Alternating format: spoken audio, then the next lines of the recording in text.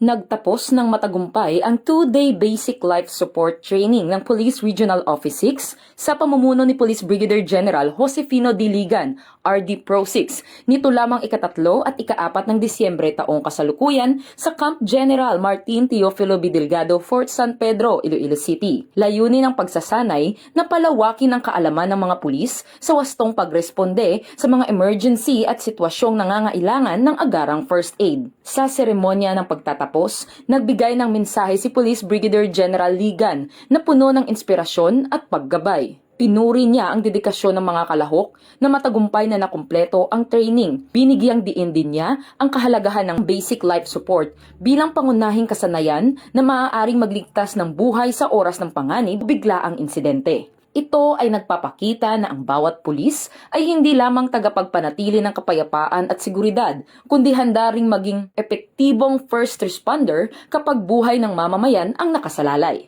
Tinitiyak ng Pro 6 na sa bawat sitwasyon, may sapat na kakayahang pangmedikal ang mga nasa frontline upang makapagbigay ng agarang tulong.